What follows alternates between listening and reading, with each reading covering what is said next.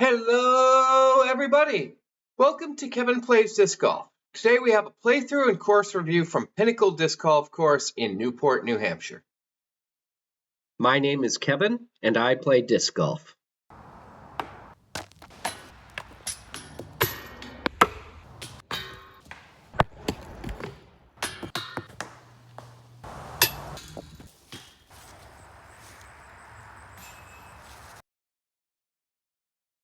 Filming on course for this video was done on September 2nd, 2024 and September 8th, 2024. The course is at Newport High School on Route 10 in Newport, New Hampshire. Google Maps leads you directly to the parking lot. If you're coming from downtown Newport, there is a bit of a weird rotary about 3/4 of a mile south of the school. If you accidentally take the second exit off the rotary rather than the third, that road does reconnect with Route 10 less than a 1/4 mile up the road. I have always parked in the school parking lot next to the basketball courts where the Google Maps location for the course is. However, you could also park in the parking lot on the north end of the track, and the walk to T1 and from the basket of 18 isn't much farther. This is at a school, so you shouldn't play during school hours. There are also biking and hiking trails around the course, so be aware of others that might be nearby that aren't directly on the course but may be within your throwing range. When I played, it was in late summer and it had been particularly dry. There are a few places that may be wet and marshy in the spring or early summer. There are a few places on this course that may be affected that I mention on a case-by-case basis in my playthrough, but the only real potential problem area is between the basket of 18 and the course exit. It may be worth bringing a dry pair of socks and shoes to leave in your car for the drive home if it has been particularly wet. I will be playing the main course. There are a couple of smaller course options using the older baskets that are scattered around the property. If you are just trying disc golf to see whether or not you may like it, there is a beginner 9-hole course that goes around the track with the tee of hole 1 starting between the courts and the new building and going around the track counterclockwise looking from above. Some of these other baskets are around the course, but the main baskets that I will be playing are the yellow banded Prodigy baskets. A couple of other notes about the property. Alcohol and tobacco are prohibited at this course. All trash is carry in and carry out. There are no permanent bathrooms, however, on some occasions when I have been here, I have seen porta potties around the track. Dogs are allowed as long as you clean up after them. And the only hole that is affected by the athletic fields is that hole 1 goes across the field hockey field. So you may want to check that schedule before playing or just start on hole 2 if that field is in use. The track, football field, baseball field, and softball field are completely separate from the main course and will not affect the round regardless of whether or not they are in use. I'll have my overall review of the course at the end of the video. Be sure to post your comments as to your thoughts of what looks fun and where you think the problem areas on the course are. To get to the first tee from the parking lot that is on the north side of the track, you'll have to go between the forest and the track itself, up through that corner that's on the opposite side of Route 10, and that will lead you to the field hockey field, and the tee should be right in front of you. So from here, we are going to be heading over towards the flagpole and end up between the track and the field hockey field. So we'll go over by the flagpole and see where we are.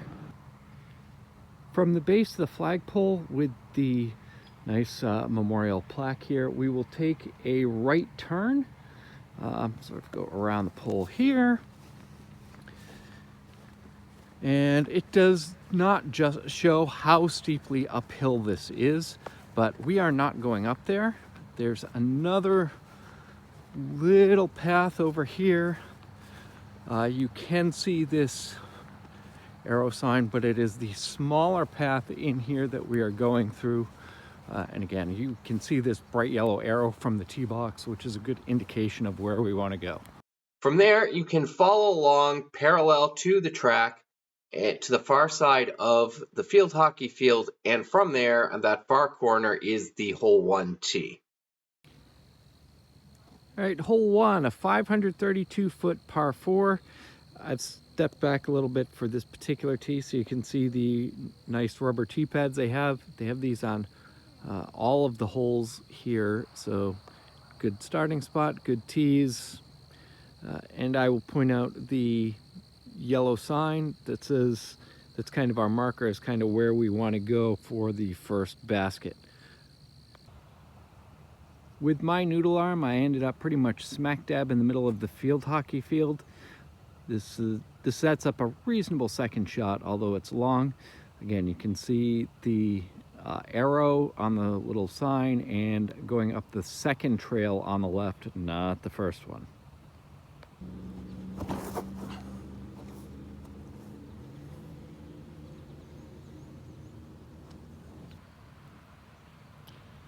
Where I've ended up with my second shot is not bad. I actually don't have a straight clear shot at the basket, so I've stopped here a little bit short, but we'll see how this turns out from here.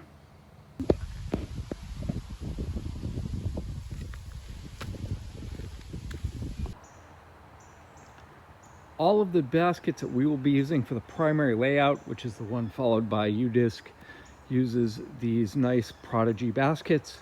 The bright yellow ones that can be seen from pretty far away, and we'll point out exactly where they are. After not such a great third shot, my fourth shot ended up about 10 feet from the basket. So we'll go ahead and put this in.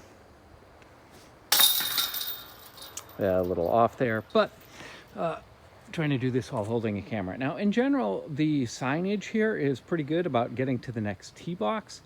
So you can see we're at hole 1. If you see the yellow sign up there, that's the arrow marker to hole 2. And if we move up here a little bit, we can see the hole 2 tee pad is just beyond on the right up there. Hole 2 is a 403-foot par 4 that goes very uphill on the second shot when we get to that. The key piece here off the tee shot is there is a mando that is you have to be to the right of the tree. I'll point it out here, but there's a yellow sign on it. Just make sure you go left of it. Back up a little bit so you can see the end of the tee pad. But you want to have the shot curl to the left, pretty much as far as you can get it without ending up on the woods. There's a pretty significant drop off to the right here, so once you get past the mando, it's kind of better to miss short and left than long and right.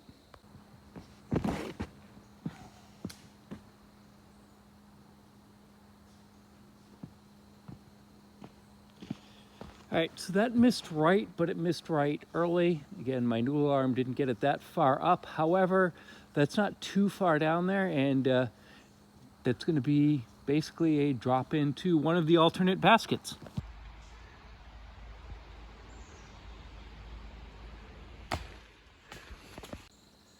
This is one of the short baskets, and you can see where my disc landed. From here, we have to kind of go straight up the face of this cliff.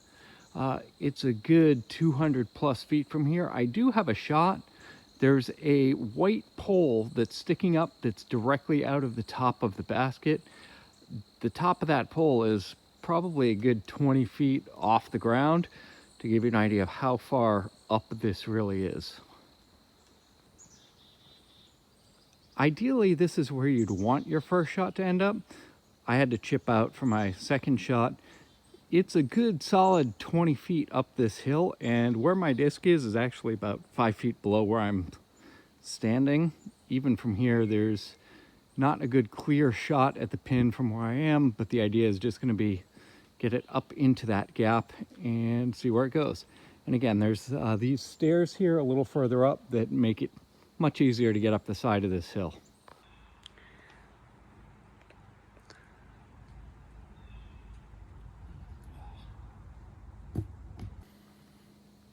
Looking back from the Circle 2 basket, you see you do have to come up that hill at some point. There are a couple of gaps that you have options for, but even if you go all the way to the end, you still have about a 10-foot gap if you wait all the way over here to go straight up. I have a drop in for 5 here, and There's one of the sign markers for hole 3 that you can see, but you can actually see the hole 3 tee in the background, so that's where we are headed next. Hole 3 is a 195-foot par 3 through the ropes course. There are a couple of interesting features here. There's the wall, which you can go around either side, and there is a Mando left. Here you can see the tree that has the arrow on it. You just need to go left of that. You can see the basket, and there are a couple other random things to dodge, like there's a rope in the middle of the way, but this is the ropes course for the high school, so don't climb on stuff, but it's kind of a neat manual obstacle hole in the middle of this course. So after a not so satisfying thud off the wall, I still have a pretty short putt, but something I will put in mind that I didn't notice the last time I played this course is that the left route, which they recommend, is again pretty steeply downhill. That's probably about 10 to 15 feet, and you're in a little gully. So again, just kind of sticking to a more precision shot here and trying to keep it between the Mando, which is right there, and the wall. I ended up short again because I bounced off the wall, hit it pretty hard. I probably would have overshot the hole had it not hit the wall, but I have at least a reasonable putt for birdie here.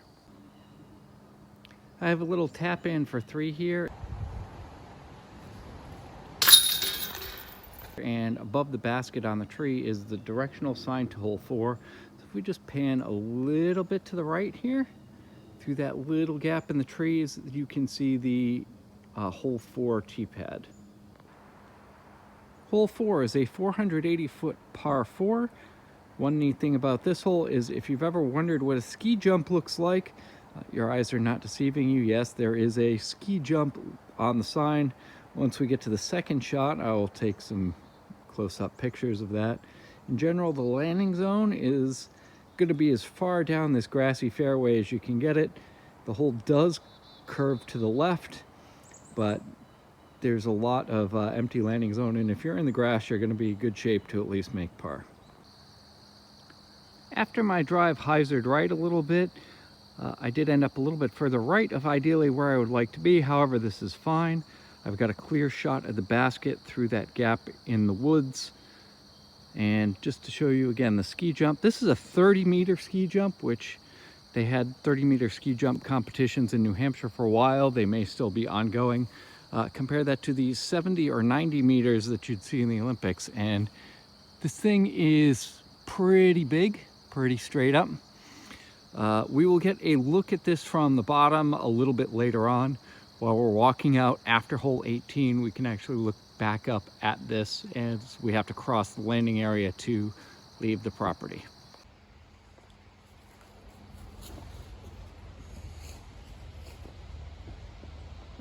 I have a little 10-foot tap in for par on this hole. Then the next hole, hole 5, there's the sign again on the tree directing you to hole 5. It's a short ways up the pathway there. It's just beyond where you can see on kind of straight to the left. I'll circle where exactly it is, but it's not too far up that path.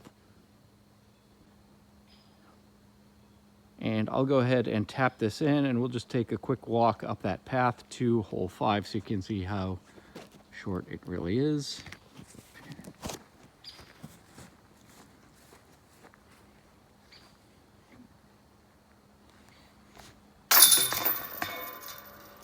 And then if we walk up the path up this way, and we'll take a little walk up this pathway. Again, this is nicely lined on both sides. This course is maintained pretty well and relatively easy to follow. And right up here we have the tee pad for hole 5. Hole 5 is a 275-foot par 3.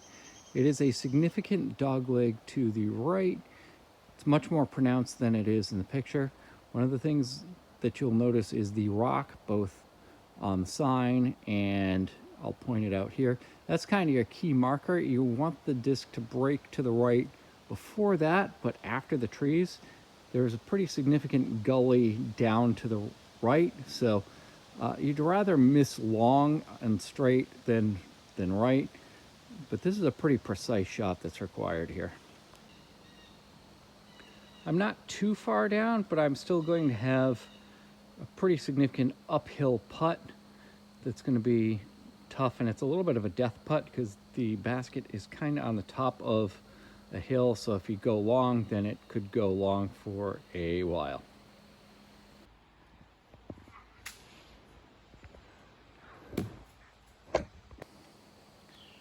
Again, the camera doesn't show how much up and down there really is here, but I came back down from that way, right where that little group of wood pile is, where that small wood pile is. And if we just go a little bit further over here, you can see that sort of beyond the basket, kind of in all directions. Again, it drops off pretty sharply there once you get out past circle 1. We have our little 15-foot tester for par.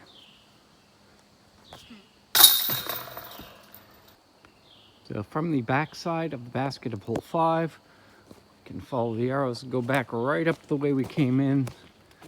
Little path to how we got over here in the first place. And we have another sign for hole 6. So crossing the road to get to the hole 6 tee, up this fairly steep hill, and at the top of this hill is the hole 6 tee box. Hole 6 is a 200-foot par 3 dogleg left, significantly uphill, and it is a blind shot. And the basket is probably about 20 feet above where we are.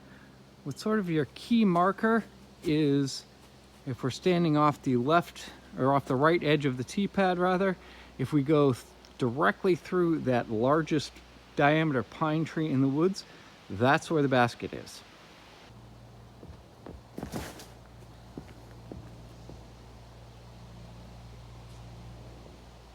That shot flipped so it went way too straight. I am way off to the right of where I want to be. Actually, I ended up not too far right of where I needed to be. I sort of have a look at the basket from here. Through this little gap, you can see the basket. It's going to be sort of a right to left shot. And right over here is the area where ideally you would like to be. If we go up here, if we're in this area here, there's the large tree to aim for. If we make it past that, it's kind of hit and miss whether or not you're going to have a clear shot, but it's at least going to be something you'll have a look at the basket, though you may have to get a little bit creative to get there.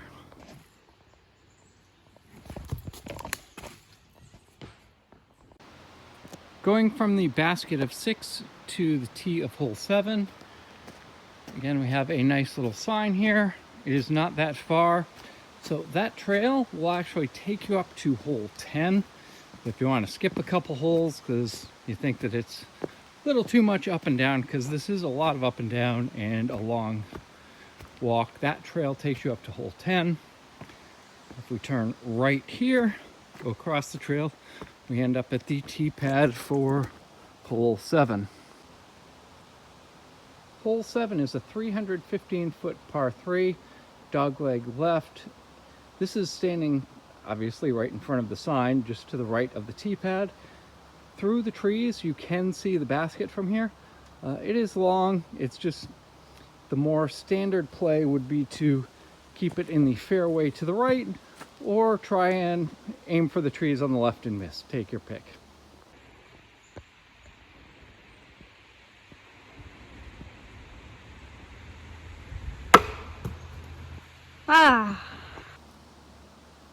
So if you miss right like I did, there is a little bit of a bailout area at this distance, but the further up you go, the narrower that bailout area gets.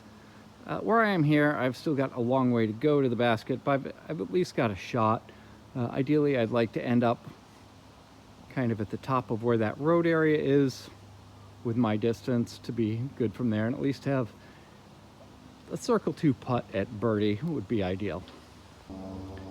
For me, a perfect drive would have ended up here, where I ended up after my second shot, after having bounced off a couple of those trees and having it roll back down here a little bit. If we look back, there is a straight shot from the tee to here, but here again, this is long circle 2 putt. You can see the sign pointing to hole 8, and we will continue after I hole out here.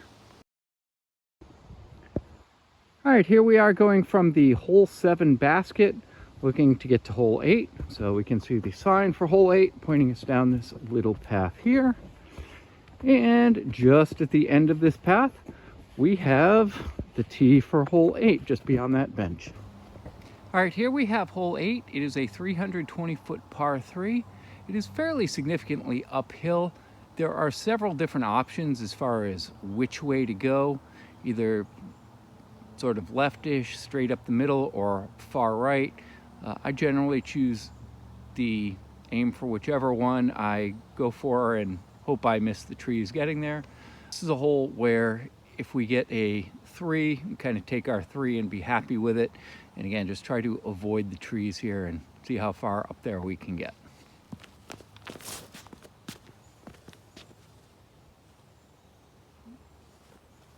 It's a little bit left of where I would like to be, but not too bad.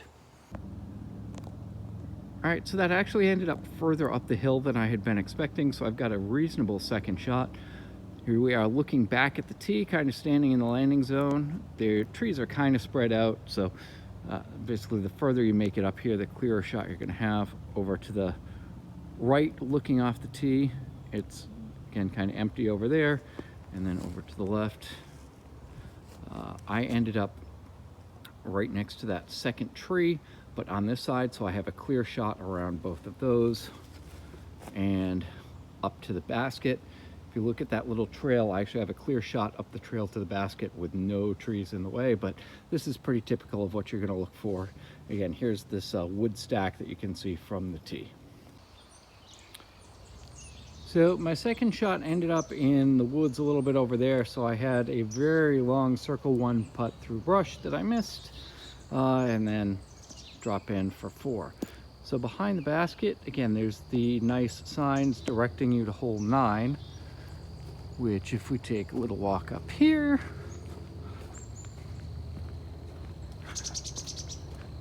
there's been quite a bit of, there's a lot of animals in this area. I've seen quite a few squirrels and things walking around here. And there we have the tee pad for hole 9. Hole 9 is sort of a laser beam, straight shot, 350-foot par 3, slightly downhill the whole way. There is a creek that is listed on the sign, but that creek this time of year, again, it's early September. It's been fairly dry here this summer. I would expect in the spring there may be water there, but there is no water there now. So it's a creek, but nothing really to be too worried about. This is the creek that's pointed out on the tee sign. As you can tell right now, it's a nice little bridge, even if it is running or wet, but there is no water in here at all. So this gap that I'm standing in is kind of ideally where you'd want to have your tee shot. I decided to try and take down one of the trees on my first shot, which did not go so well. Something else I will point out, this is where my second shot ended up. A lot of the holes do have these nice orange markers delineating circle 1, so just so you know exactly where you are. And then there's a pretty nice wide area around the basket.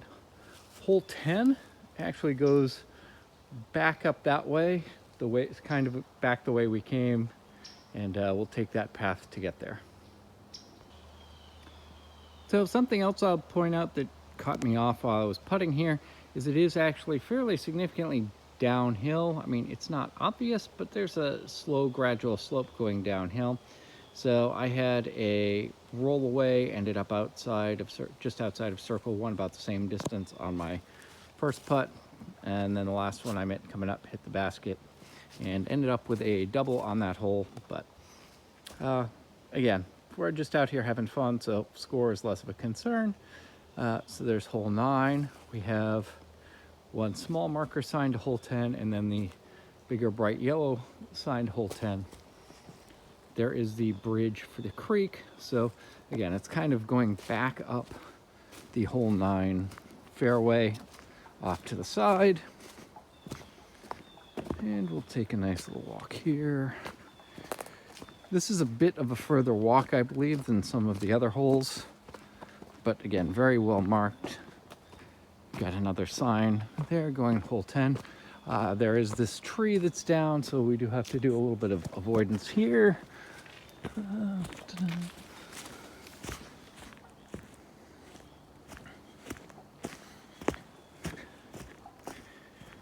And if we take a little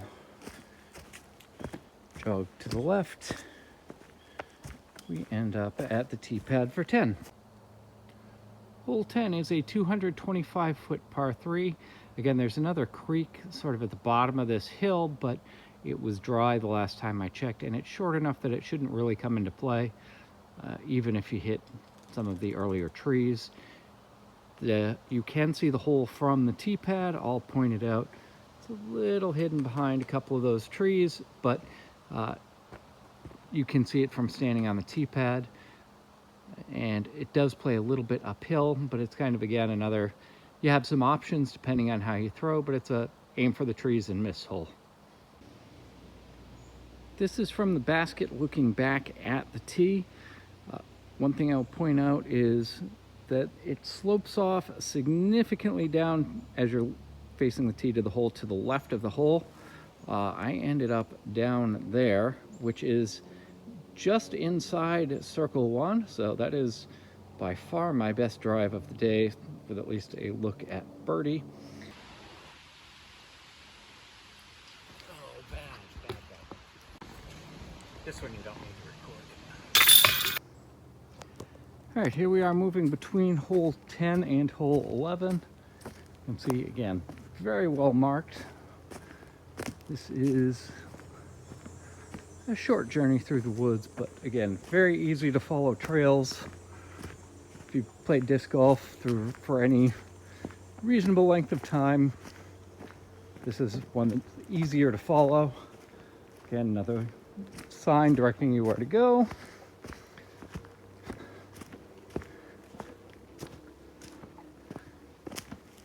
And a little bit further, and here we have the tee pad for hole 11. Hole 11 is a 310-foot par 3. I'm currently standing to the right of the tee pad looking between these two trees, because if you stand here you can actually see the basket. It is kind of a heavy fade left at the end There is a straight path to get you most of the way down there, but if you have something that will fade right to left at the end, that's going to be the play here. Again, there is water here in theory, but there's a small creek that is another one that's dried up this time of year.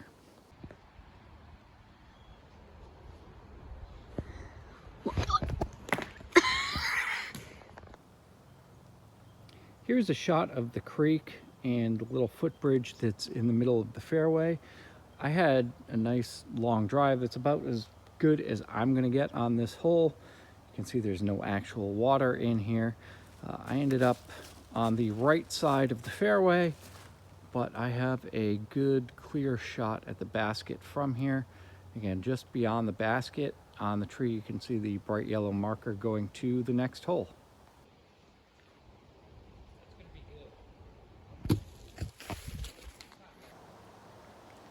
So hole 11, if you go way long, it does end up sloping down, so you can end up out in the middle of nowhere. I ended up finally made a 25-foot putt for a par on this. So we will follow along going from hole 11 to hole 12. Again, nicely marked signs. And this is not that far. It is basically just down at the bottom of the hill this way. Now on to hole 12, a 395-foot par 4. That is a severe dogleg to the right. Again, there's a creek sort of in the little gully that you can't see. There's little to no water there, so we don't have to worry about it. The tee directs you to go straight ahead, and you really need to get up on that other side to be able to have a reasonable shot at par, because it is a long way from there all the way around the corner to where the basket is. The basket is somewhere over in that direction there. We'll give you a better shot of this once we get to the landing area of the hole. I'm now standing in the ideal landing area at the top of the hill.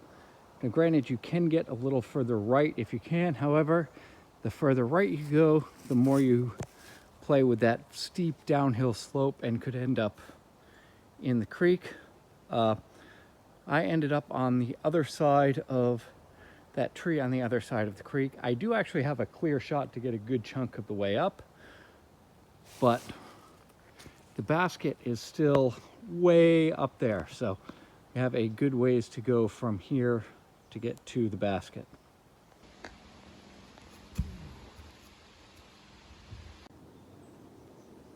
So I had a good second shot to get up out and into a place where I could play it, and a third shot that I laid up to within about 10 feet of the hole, so you can see where I am there.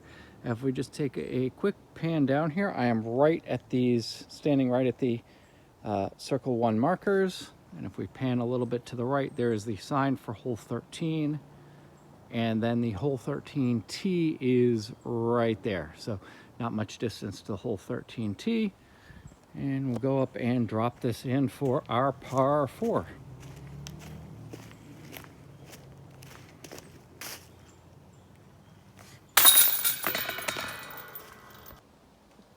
Hole 13 is a 276-foot par 3. It's a dogleg right, and if you know exactly where to look, you can see the hole from the tee. So I will show you exactly where to look. So if you look on the right side of the tee box here, you'll see this rock here. If you put your right foot on the rock and your left foot on the outer beam for the tee pad, and look directly between the two V-shaped trees that share a common base, then just above that is going to be the basket.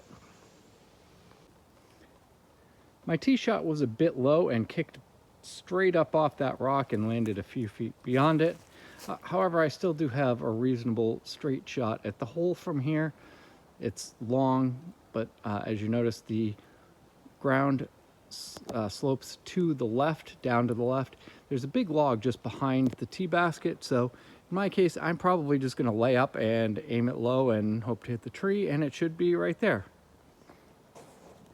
Though my second shot was not very good, I ended up down that hill outside of circle 1, and so I have this for my bogey. And as you can see, the hole 14 sign is right there. Follow the little path across the bridge, and it is a little ways down there. We'll go down there and across the bridge. See where we end up. And I imagine if it's wet in the spring, there's going to be a lot of mud here, but it's late enough in the year where there hasn't been enough wetness to have any of the rivers going. And here we have the tee pad for 14. Hole 14 is a 540-foot long par 4. It is significantly downhill. So if you see those two trees directly in front of you, just to the right of and behind the second one, there's a basket. That is kind of the ideal landing zone for where you want to end up to have a good shot at the basket from your second shot.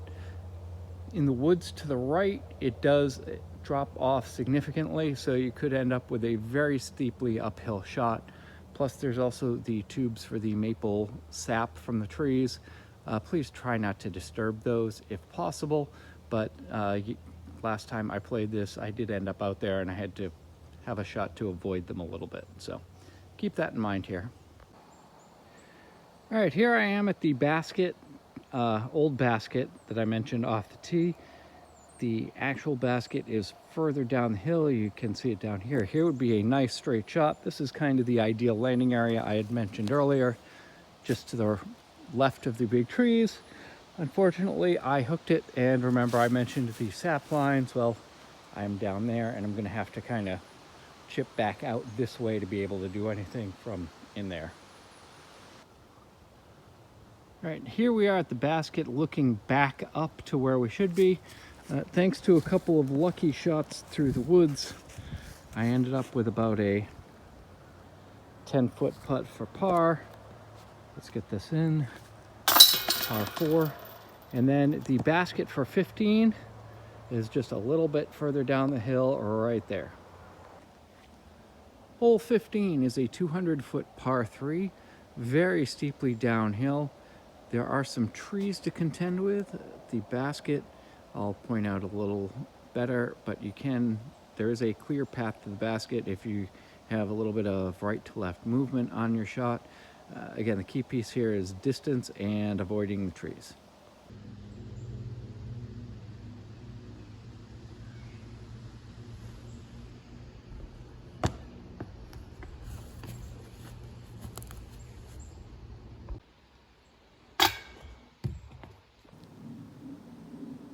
In the landing zone of 15, looking back up at the tee, you can see where ideally you would want to be. I was not anywhere close to this. I had a couple of shots through the trees, ended up with a 4, but we are in the basket here. So as we walk past 15, grab our disc out of the basket, can walk to 16. There's a little yellow sign, and although it doesn't say hole 16, we are pointed in the correct direction. I've walked along this path here, and the 16 tee is right there. Hole 16 is a 380-foot par 4, very steeply uphill with some odd things going on. So the tree that is directly in front of us, just to the right of the stairs, anything left of that tree is out of bounds. That is a mandatory to the right of that. There's a small creek that you need to clear. If you do not clear the creek or do not make it over the rock wall along the right side, it is out of bounds.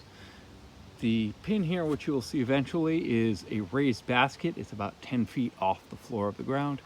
If you're either out of bounds or do not make the mandatory, you can go to the drop zone. If you have to go to the drop zone, I will point out exactly where that is on the video. It's basically at the top of the stairs. But this is a tough shot to get exactly where you need. It is, again, more steeply uphill than it looks here with a raised basket. It is a legit par 4. Stay in bounds. So we can see the basket, raised basket, up between those two trees there. We pan around. Again, we're steeply on the side of a hill here, and you can see where the tee box is for the out of bounds or missed mandatory. It's actually not a bad shot from up there to get there. Here's what I have for a 4 here. Just so you know, there's a ladder on the other side to actually get up to the basket, but this is a good example to see how high off the ground it really is. From this side, it's probably a solid 12 feet.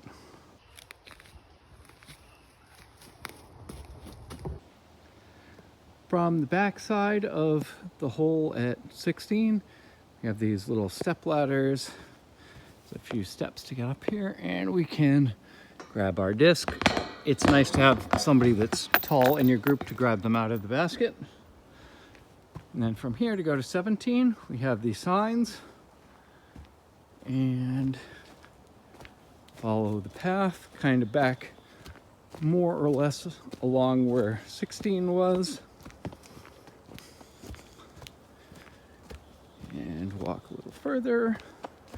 This one is a little bit of a walk between the two holes.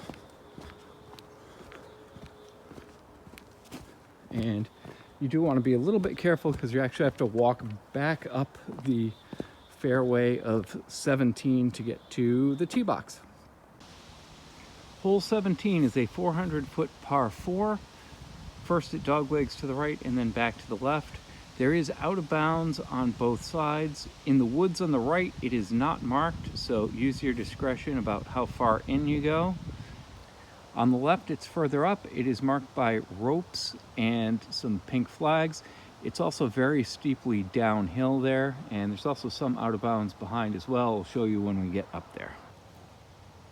All right, so my tee shot made it just to the edge of the woods. As you can see, it opens up and we can see the basket from here. You may also be able to see how far it drops off to the left if you go into the trees. So kind of the safe play is to go right to left and work that way.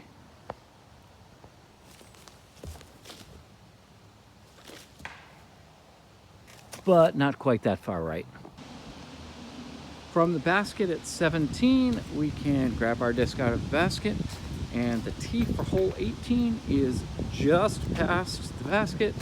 So if we keep walking, we can see the hole 18 tee.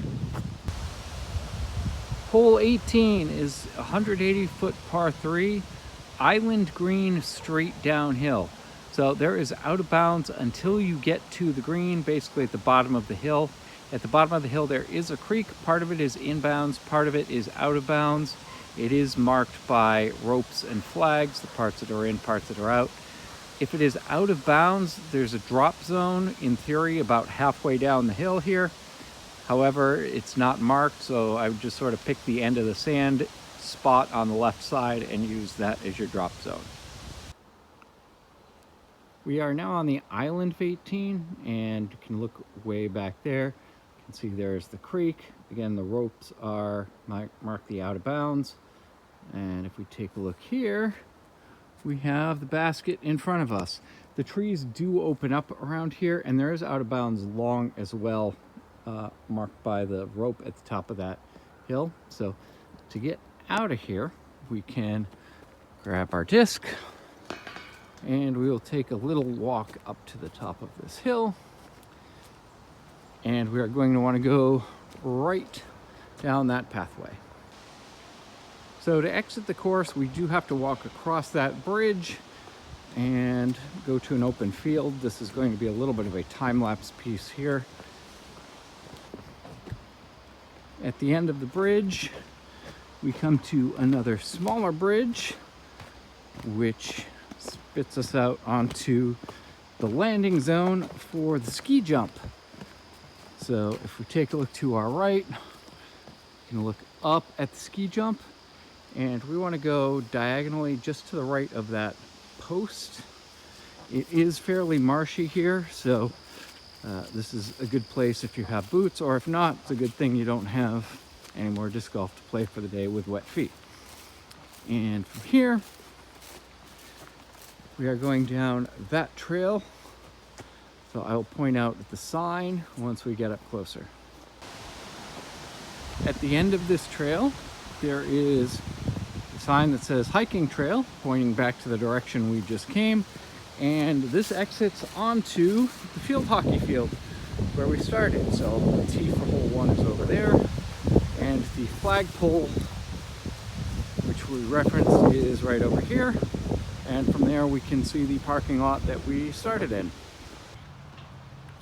And then from the flagpole we can bear left, and we can see the basketball courts off in the distance, where Google Maps takes us to start the round, and from where we parked, and hopefully our car is still there.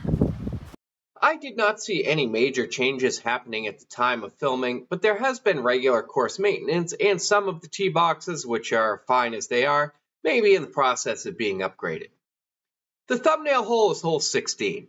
This raised basket is one of the signature features on the course. The hole 18 tee shot is an honorable mention, but a picture doesn't do sufficient justice to show the elevation change. My favorite hole is hole 14, a downhill 540-foot par 4 dogleg left to right. There are a couple of obstacles that come into play that punish bad shots. It takes either 2 excellent shots or 3 good shots to get a birdie here, but it never feels like you get punished for a bad tree kick or bad bounce. My least favorite hole is hole 2. The The second shot never feels like you have a good option regardless of the quality of your first shot. My best suggestion here would be to remove some of the trees on the right side of the hill between the road and the basket to provide a more open shot option, but I'm not sure how viable of an option that is with the property regulations. Though the first hole is a bit of an outlier with a completely open tee shot and a bit of a question of exactly where to go the first time you play the course, it is a good warm-up for the round. Though the basket is in the woods, it's relatively open, and though there are a couple of guardian trees near the basket, you can get right to the basket from 200-ish feet away if you're in the correct area of the field. Even with my noodle arm, a par 4 is very achievable here, even if not all 4 shots are perfect.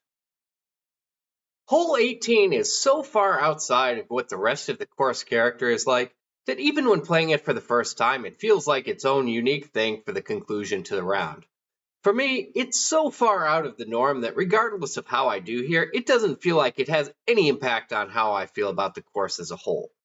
The only potential downside here is that this is the hole that has the highest probability of losing a disc by throwing the tee shot into the trees, and losing a disc never feels good.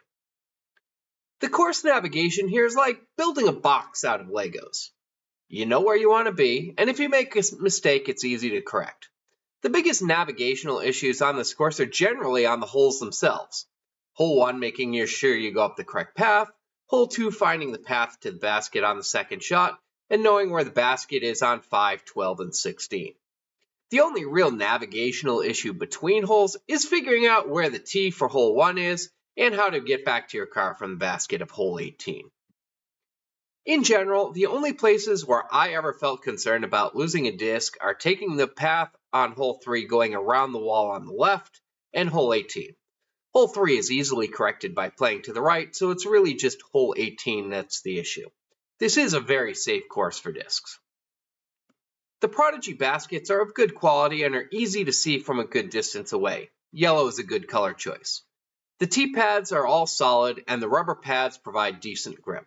Given that they are all consistent, much like the flag of Switzerland, this is a big plus. My overall course rating to play this course for the first time would be 3 hours. I'd be willing to drive 3 hours to play this course for the first time, and I'd be willing to drive 2 hours to play this course again. There are a bunch of good courses within a 2-hour drive of here. Though there are a few nearby courses that I haven't played, it's going to take a lot to top the quality of this one. It's a solid course with a lot of variety, a low chance of losing discs, it's well maintained, well marked, and only has one hole that I really don't like. I will definitely play this course again, as it is one of my favorites that I've played thus far. Post in the comments below what other courses you'd like to see walkthroughs of. Like, share, and be like the record keeper on a U-boat and subscribe. Be sure to check out my other videos as well.